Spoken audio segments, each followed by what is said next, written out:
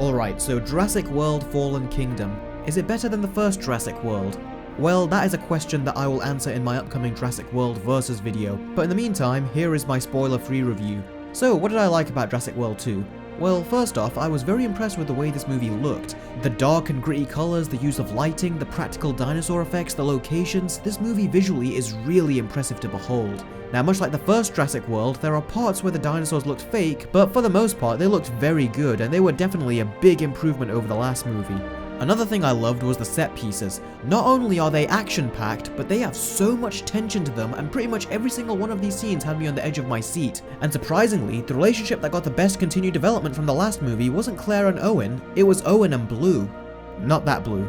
I couldn't believe it, but their scenes were so endearing, and you kind of watch in disbelief how these two interact and speak to each other. I really wish the movie had more scenes of the two, because I never thought a Velociraptor would be intimidating, interesting, and friendly at the same time. And the violence in this movie was really pushing the PG-13 rating. Like, it blew me away how much they were able to get away with. And it kind of made me want the movie to go all the way and get an R rating. I never thought that would be necessary for a Jurassic Park movie, but Jurassic World 2 has convinced me, and I really think it could benefit from it. As for stuff I didn't like, well, the jokes in this movie all sucked. None of them fit the tone the movie was trying to go for, and they just didn't feel natural. There was only one joke that got a laugh out of me, and that was a scene involving Claire and Owen taking a nap. Chris Pratt's reaction when he woke up was hilarious, but other than that, none of the jokes worked. And that is especially the case with these two new characters. I hated both of them, and I very quickly decided that I wanted them to die, especially this one.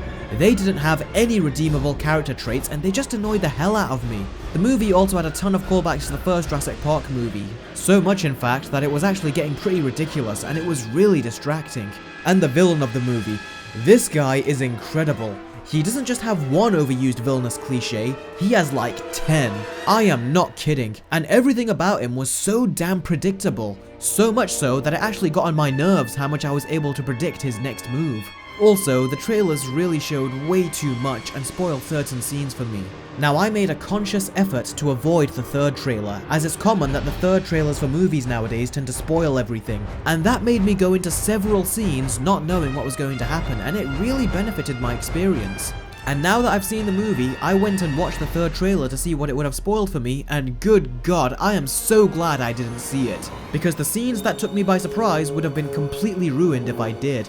Now, I have other thoughts about this movie, but I will discuss all of them in detail in my Jurassic World Versus video. But for now, it's time to conclude. Jurassic World is a much better movie than I thought it would be.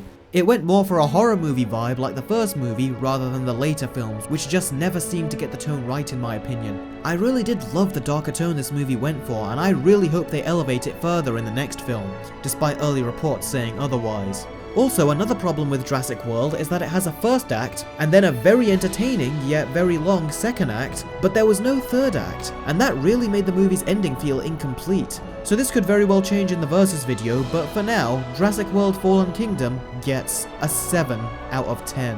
I had a really fun time with this movie, and I'd say it is definitely worth watching in the cinema, and despite its problems, it's a film I can most certainly recommend.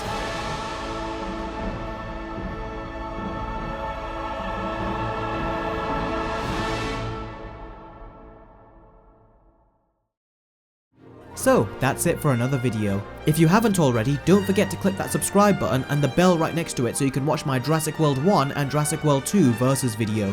Please give this video a thumbs up if you liked it, and if you've seen Jurassic World 2, let me know what you thought about it in the comments below. Thank you so much as always for watching, guys, I really appreciate it. And I will see all of you very soon. Take care.